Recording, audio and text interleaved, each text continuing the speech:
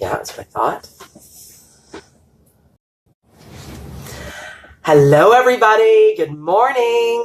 It's Victoria Lorient-Faibish, holistic psychotherapist, registered psychotherapist, and I'm so delighted to be here. And we're going to wait for a few more people to come on, and I'm so delighted to be here with my dear friend, Michell Smith.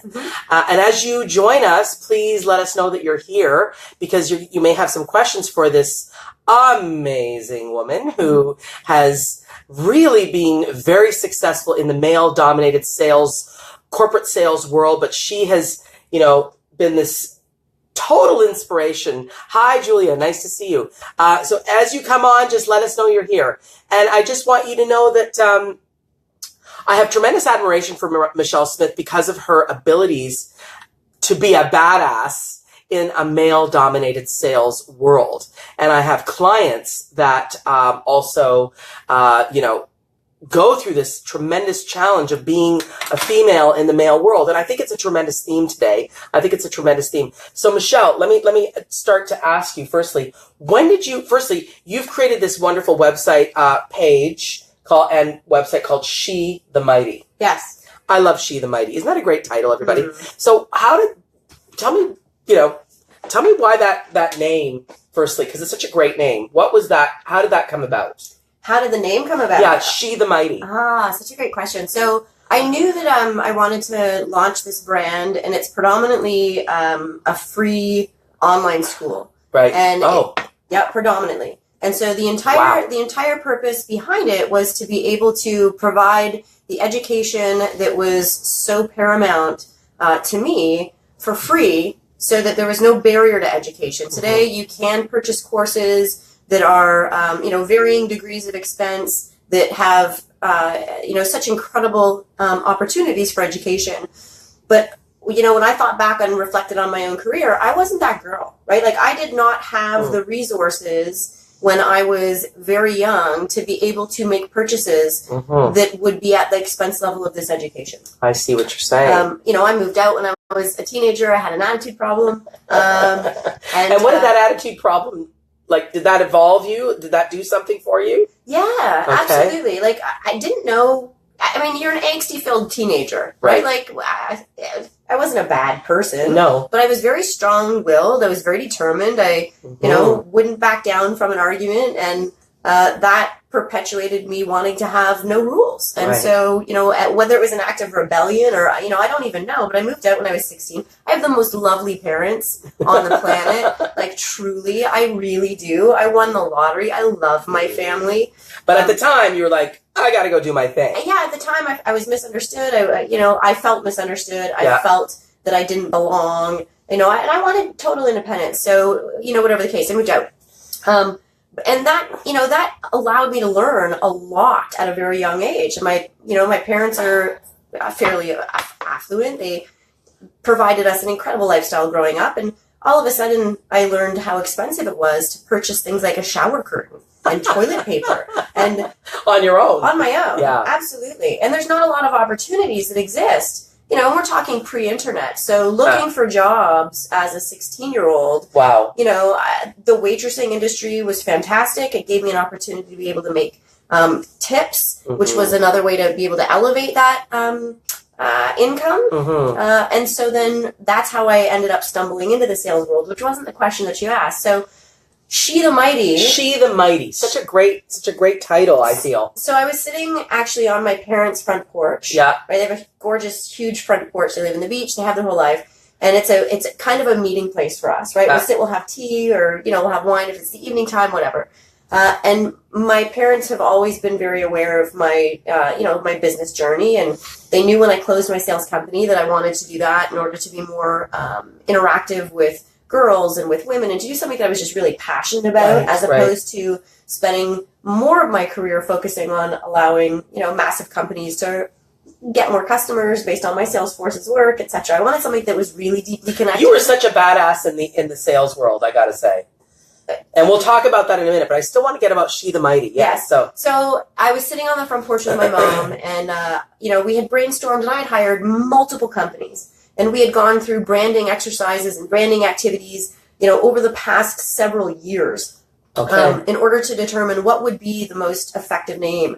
for this female brand. And Right. I'd experimented with, Fiercely Fearless Females, which was a Facebook group I opened up 3 years ago. Okay. And all of a sudden, my mom pulls out this article that she had saved from the Toronto Star, and it was the Toronto Star reflecting on their most successful headline from the previous year. Oh. Mm-hmm. And what was that? And it was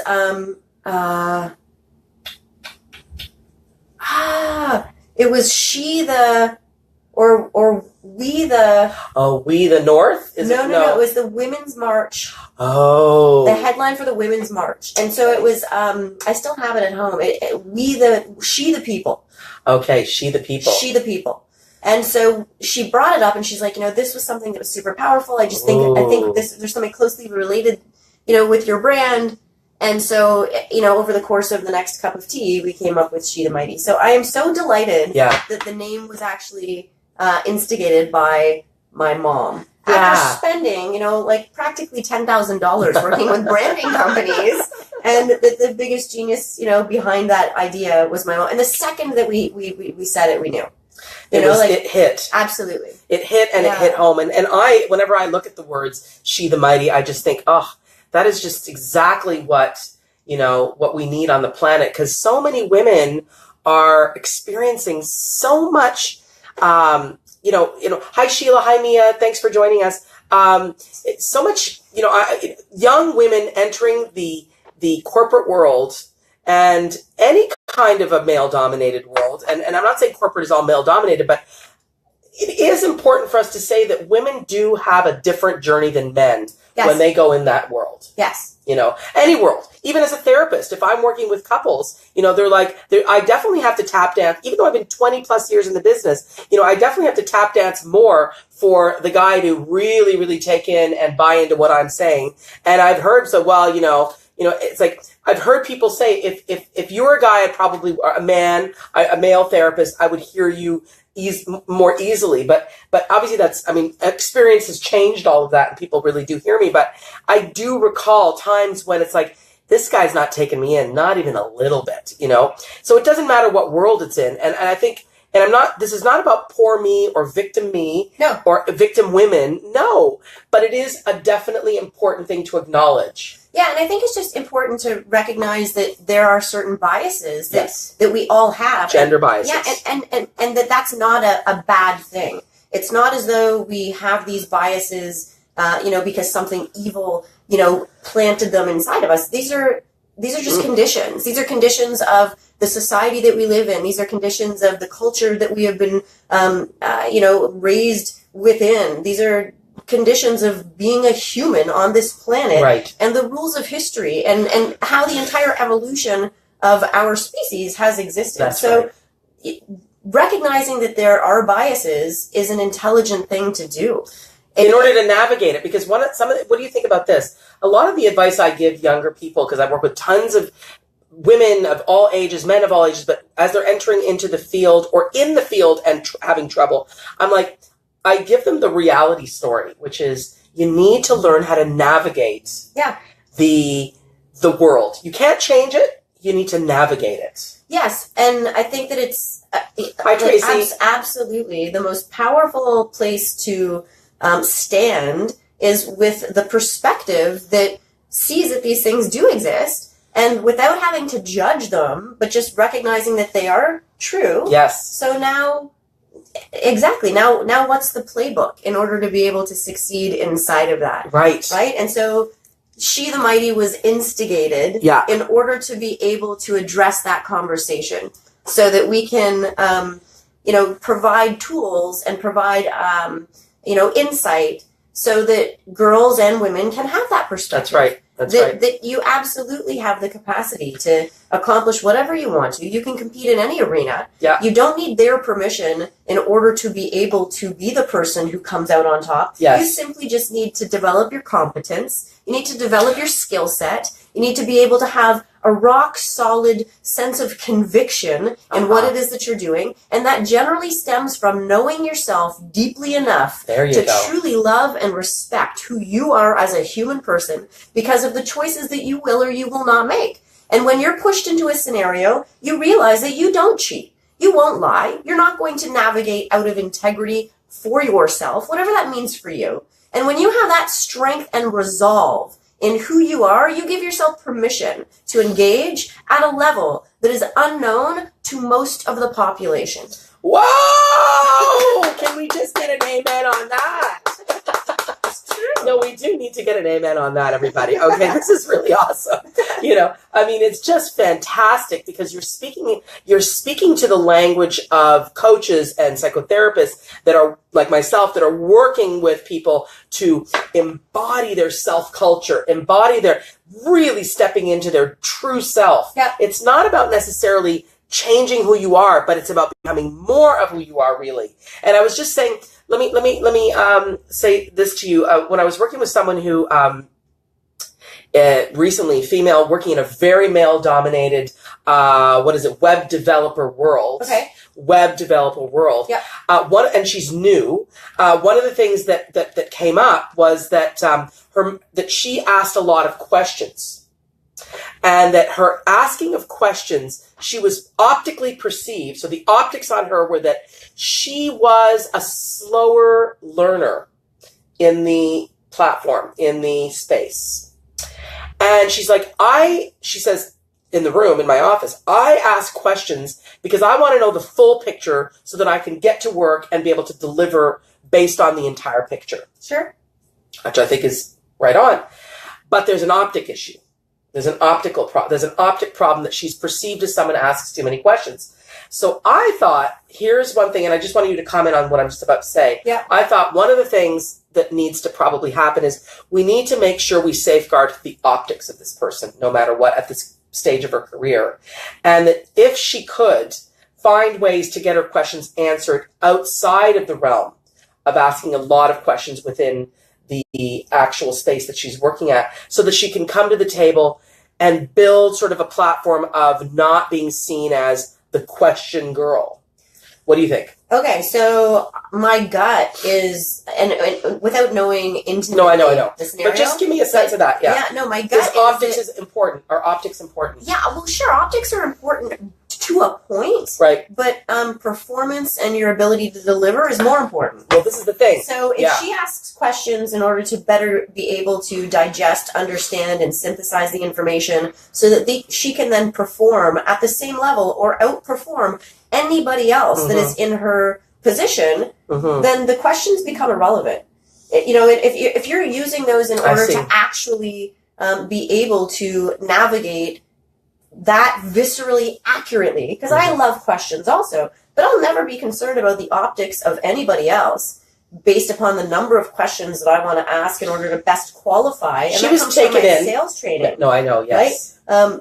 But again, the questions are fine if then she has the capacity to be able to perform. Right. Right? Like, it doesn't matter. Right. And I think the issue is that she got taken into a room saying, listen, you're asking a lot of questions. We hired you based on the fact that you knew stuff. Yep. And so the optics are, ooh, you don't know stuff. But is that true?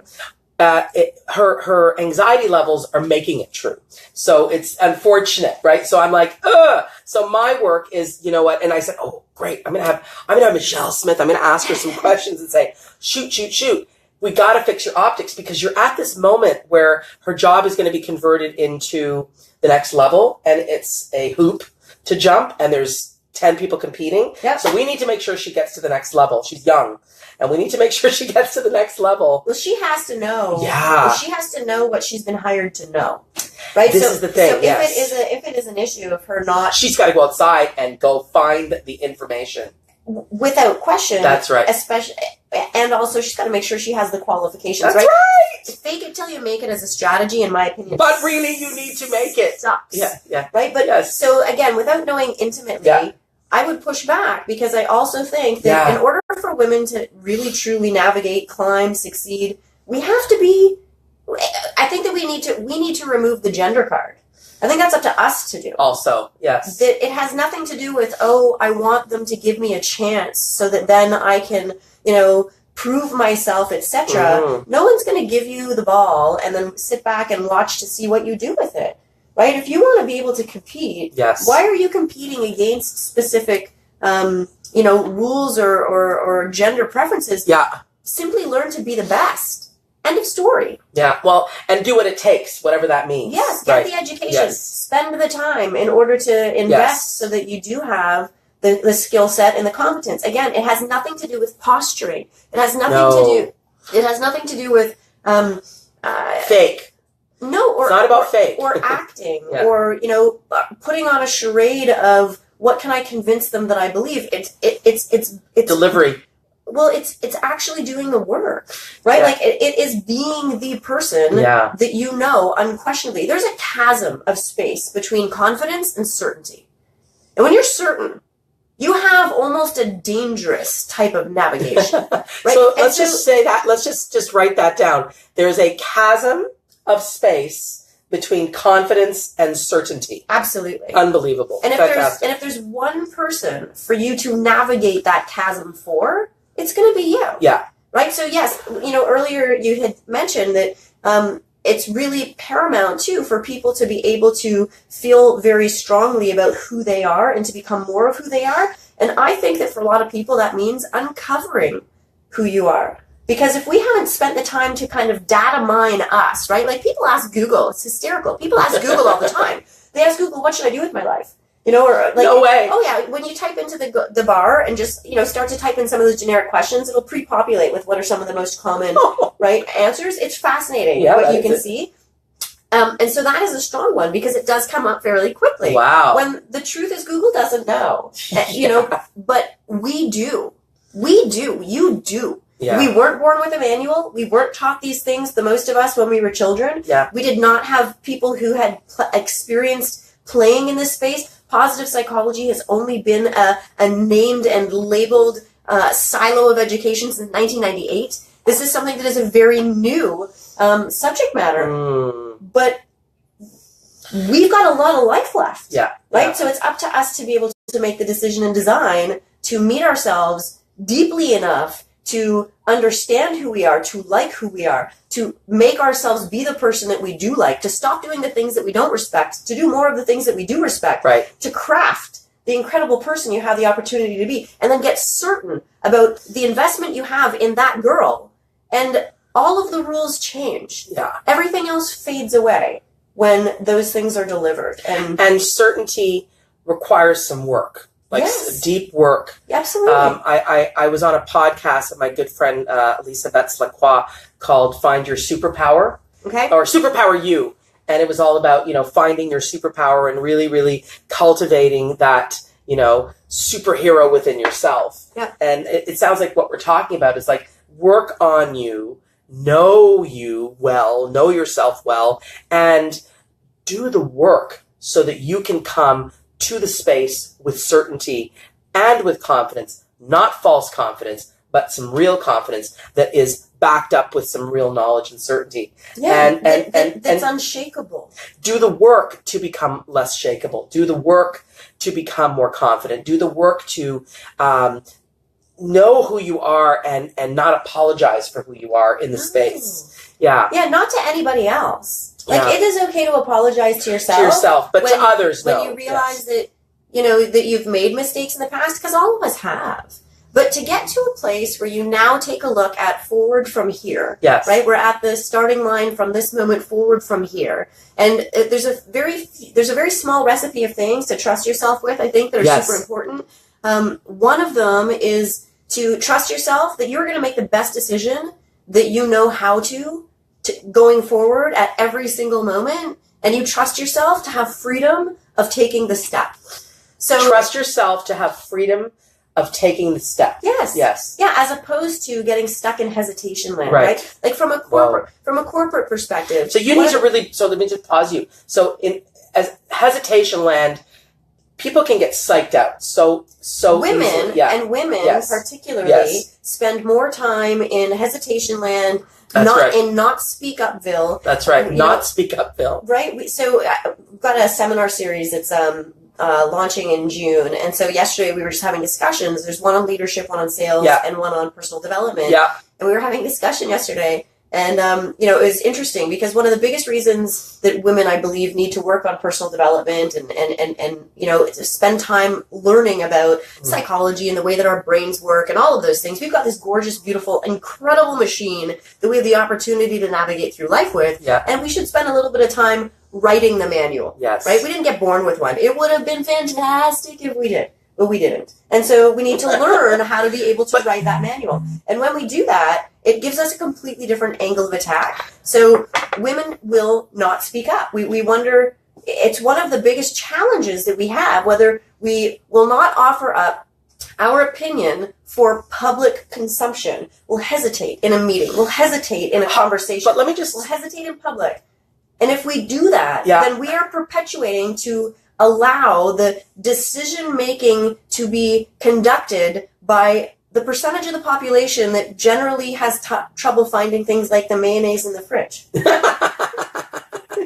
mayonnaise in the fridge. Now, let me just say this, though. I always encourage women to speak up when they catch someone stealing their idea, for example, as an important thing. Yeah, and because the regret will just eat you up if you don't. Absolutely. But I can't. I've heard people say, "Well, it's kind of embarrassing. It's kind of egocentric or embarrassing to, in a meeting of 20 people, to say when someone's speaking your idea that you spoke to them in private and they're speaking it and they're privately and they're taking one of your ideas. Please speak up." Absolutely. Please speak up. Absolutely. And I would even advocate for, me. So my style is a little bit more, brash. Right on. That, as opposed to speaking your idea to somebody in private because you're hesitant about it, as opposed to going to the CEO, bring it to the top. What are we afraid of? There you go. Are we afraid of somebody saying that's not a good idea? Is that best determined by our peer, or is that best determined by somebody who can actually do something about the idea? Bring it to the top. End of story. I love this. Women forever. And I love that you're saying this. Are looking for approval from others Right. in order to encourage them to stand taller. And they make themselves smaller. Mm-hmm. And the absolute opposite needs to be true. Mm-hmm. And the recognition that it's our choice to be doing this. Mm-hmm. Nobody's making us do this. We are deciding to do this, or we decide not to. Yeah. End of story. Yeah. And it simply is that simple. The thrill and the rush when you first start to have this behavior is unbelievable. It's like an electric charge. You feel like you are connected to this superhero badass, that direct line to the core of the planet underground. We used to walk around and we would have that, I don't know what the theme is, but when we were about to walk into a meeting, and we knew we were going to go and say things that were uncharacteristic of the diminutive type of, person that we were kind of being expected to be.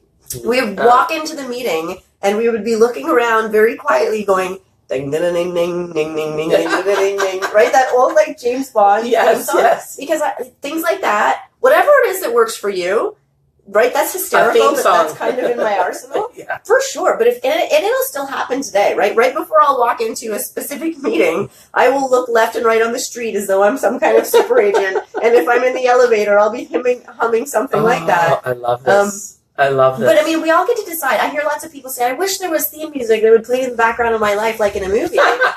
I wish the same thing too, but I do. Make it happen inside you. Create it. Yeah, There's nobody preventing you from having that be your absolute reality. See, people, I just want to acknowledge some of the people that are watching because this is a badass. This is a badass, and I wanted her to come and talk with us. I want to acknowledge Sheila and Wendy and Tracy DeLay and all of the people who are commenting. I love what Sheila's saying. Women need to offer up our opinion for public consumption. Yes, I agree. Speak up and deliver your ideas to the top. Don't need approval from others to stand taller. Love all of this, Michelle and Victoria. Thank you so much. And Mazar, thank you so much. Morning Superheroes. Hi, Mazar. I love that you're all commenting because this is just to me just gold that we are bringing this to everybody. And I'm gonna be sharing this widely, by the way, this particular video. But what do you think, Michelle, is the number one thing a woman needs to consider? Okay.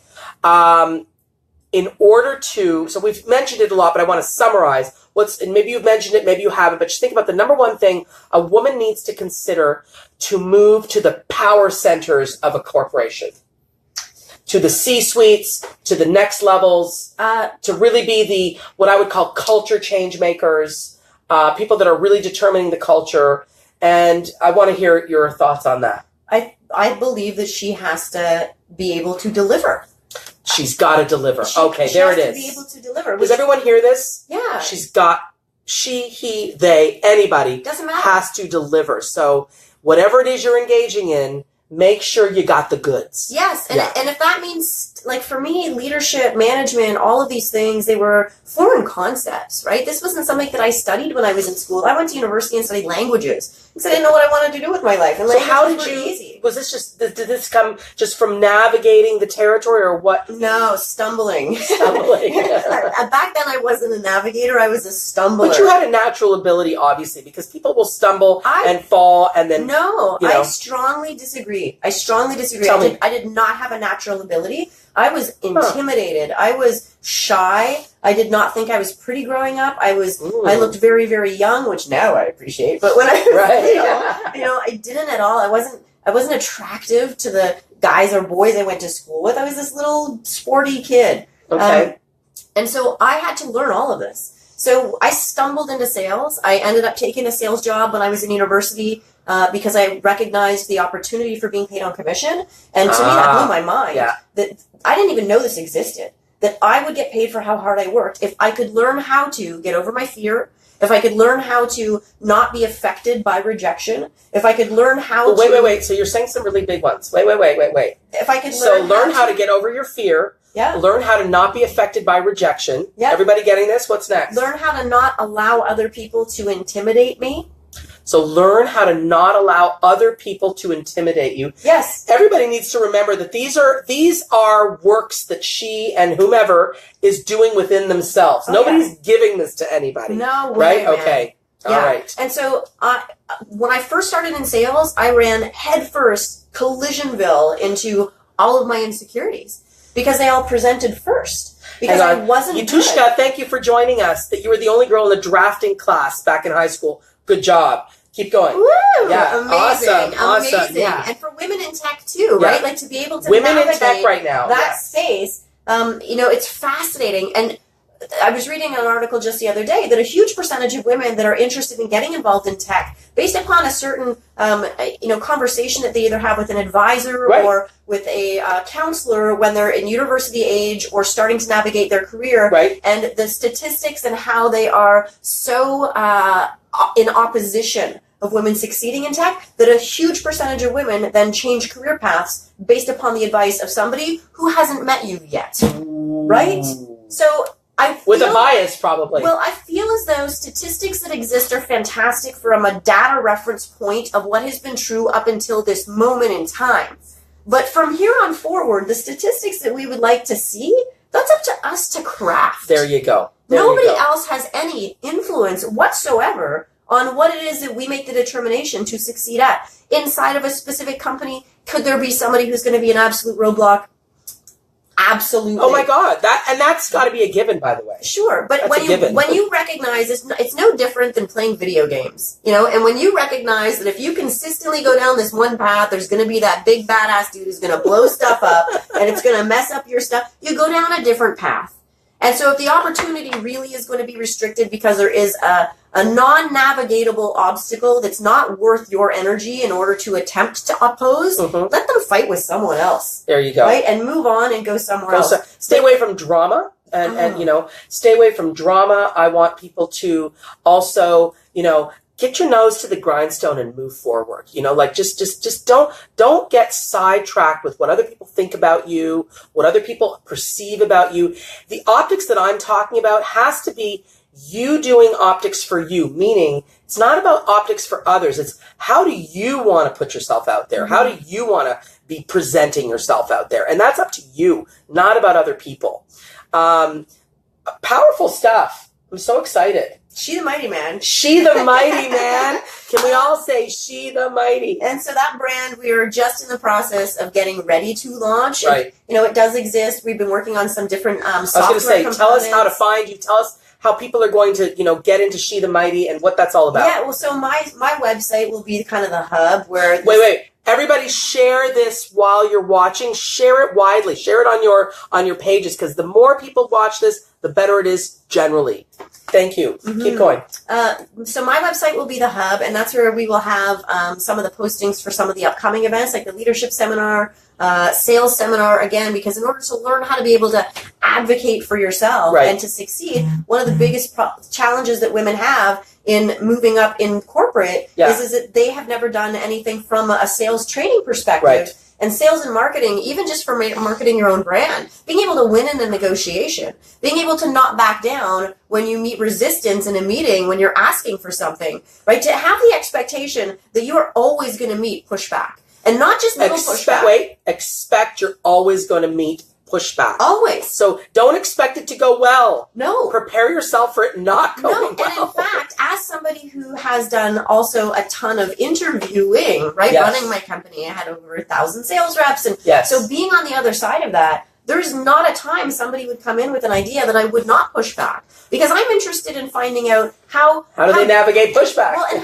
how committed are you to this idea? Yeah. Right? How much do you truly believe in this? Because everybody has the ability to, spin very quickly. Right. So expecting that there's going to be pushback, but walking in to navigate and negotiate when you're certain. You're certain about what you want. You're unbelievably clear. There isn't hesitation. There isn't unsuredness. You're not in the guise in the midst of the fog of perhaps. But you did the work prior to get to that place. Oh, you always do the work. You walk into every single meeting with absolute preparation in your back pocket. Yeah. If we walk in unprepared, if we walk in and we tap dance or we try to figure out on the spot or any of those things, that's why we get the negative results that we do. So the beautiful thing is that all of this is within our influence. Yeah. Right? The outcome is almost 99% in our realm of influence. And then there's going to be the yes or the no that is the decision-making factor based upon whether or not the value proposition is a match from the other person.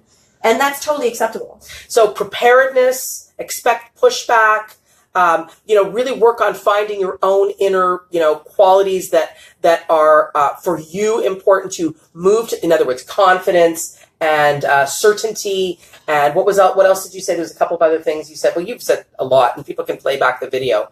But where can they find you? Where can they find you? So my website is michellsmith.com. There's no E on the end of Michelle. No E on the end of Michelle. michellsmith.com. She the Mighty website is up, but we are in the process still of connecting some of the links, and we haven't done a big broad launch yet, but that will happen this summer. And the school is up. There's still like 85 classes that are available right now, and again, they're absolutely free. And this is a thousands and thousands of dollars program. This is if you are prepared to do self-study. If you're prepared to do the work, right? So it's up on She the Mighty. Yes. 85 courses are up there for free for people. 85 classes so far. And if you have, a lot of them are targeted to younger women. They are targeted to the versions of me. So yes, some of them are targeted to that 19, 20-year-old girl who is trying to figure out how to redefine what she believed about herself to be true, so that way I would not allow other people to intimidate me. And so I'm speaking to that girl at some time. Any for the younger? Even younger? So that's something that we're working on. Yeah. Right? Yeah. So we are dedicated to committed to building that emotional wheel, right? It's all the feels and all of the background guidance and tools for younger girls. Younger women, and girls. We will have something that's going to be launching as well in partnership with the Positive People Army, which I am not at liberty to announce yet. No? No. But you'll get excited about it. Unbelievably excited. And we're working on something, and it's a global project for children between the ages of 12 to 17. And it's not just for girls. It's for kids 12 to 17, and it's a global project. It will be a global launch, but that's through the Positive People Army. And then you and I in November are can you just quickly speak about that one quickly? About Hack Yourself? Yes, Hack Yourself. We're going to do we haven't announced it yet, but we're going to really do a really cool cool seminar called Hack Yourself, Decode. I think we called it something about decoding your we haven't fully gotten the name, but Hack Yourself is really awesome. Yeah, and it's about that user manual component. Yes. Right? Great. So it's taking the diagnostic approach to data mining. What are the things that you really do? What are your strongest foundational principles? What are the things that you have deep-rooted values inside of? How are you currently navigating? Because whether we have an awareness into it or not, these things are all at play. They all are working underneath, inside. This is the way that our GPS system is connected. And so for us to open up that book and look at it and start to make some definitions, that gives us unbelievable power. Unbelievable power. I mean, cheers, my dear. Cheers. This was so good. Coffee with Michelle. We tried to do it, through her being at home and me being at home, but we said, it's not working technically. So here we are. I'm so glad you came and, crossed the city for me. Never expect anything to work right the first time. It's totally fine. And tenacity is so important. Just make it work, or push in that direction. You decide. We all decide. You decide. Right? We decide. This is not a practice life. We get one go round. Well, we may have a few left, but for this one, that's all we know. But we should treat each go round with that perspective. Absolutely. That's right. So with that said, I want to remind you that my website is called visualizationworks.com because, of course, visualization does work. No. And it does. And I'm eventually going to be creating some sort of a membership site where people get access to some really, really amazing, tool heavy,